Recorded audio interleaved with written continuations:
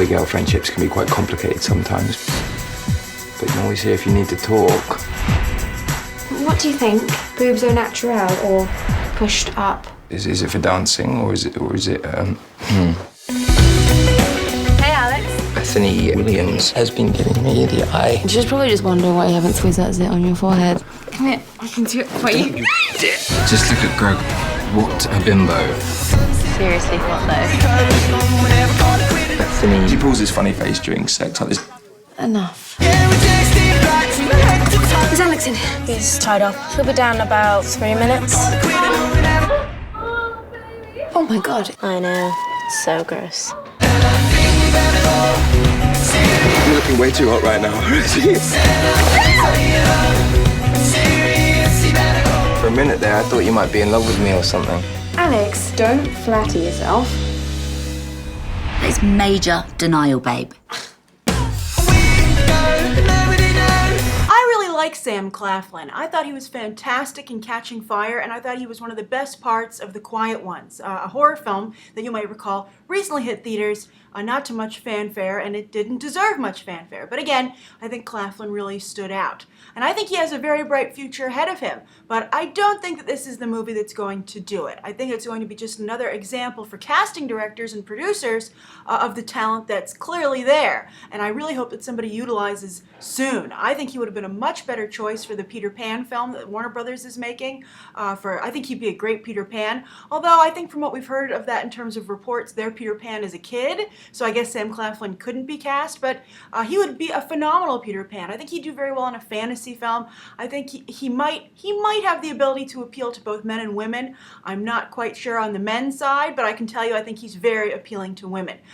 He's attractive, he's funny, I think he has an ease on camera. I just see a lot of star quality there. But he's not getting the best projects. And this film, it looks pretty good, so why don't I think this is going to be a breakout film for Sam Claflin? Well, I also like Lily Collins. I think she's a good actress. I thought she was very good in The Mortal Instruments, surprisingly good.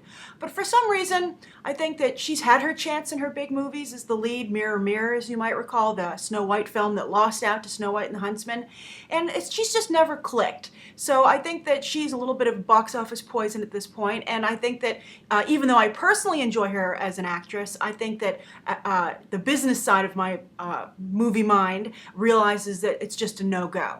So I think that that's going to hurt this movie. Another problem here is that the casting's off. You'll notice that in most movies, they never have two traditionally attractive people matched up. Usually one half is like supermodel, super attractive, and then the other half is more uniquely attractive and has like a really fantastic personality. It's just the way it works in Hollywood. I think it makes the relationship seem more accessible rather than like, wow, two hot people found each other. Good for them. Why do I want to go and watch that for an hour and a half? There's no relatability. I mean, of course there are exceptions, like for instance, Mr. and Mrs. Smith. But I think that was less about at that point, Brad Pitt and Angelina Jolie were such big movie stars and had, or well-known, I just the other day talked about how Angelina Jolie has mostly been a tabloid star, but they were big Hollywood personalities, and they were very distinct personalities.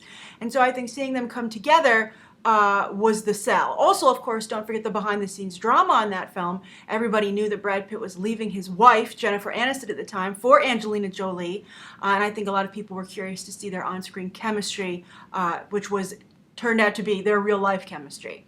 But I just think here the casting is off. I think that it's too model-esque. I think that Sam Claflin and Lily Collins don't do each other any favors as a matchup.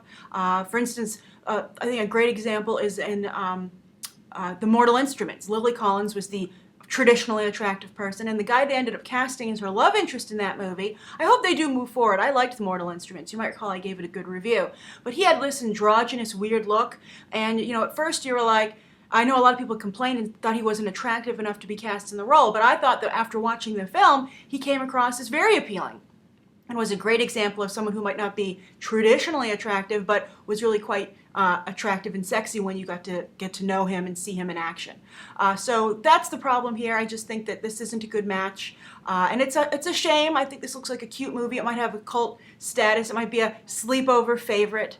But I just don't see it doing well in theaters. But I hope Sam Claflin finds a good project soon, because eventually he too will be labeled box office poison. We'll see. I believe he has a bigger role in the Mockingjay films, and so I hope that leads to a bigger opportunity for him in a bigger franchise, because he really deserves it. I did not think I was going to like him in Catching Fire, and he ended up really impressing me. And I think he continues to do a good job here. So what do you think? Do you think Sam Claflin has the potential to be a movie star? Do you think that I'm right to write Lily Collins off at this point? And what do you think of this movie? Do you think it'll be a hit? Do you think it won't be a hit? And what do you think of my theory of traditionally attractive versus unconventionally attractive as the ideal matchup for a Hollywood romance? Write your thoughts down below. Thank you for tuning into my review, and you can check out some more episodes right now.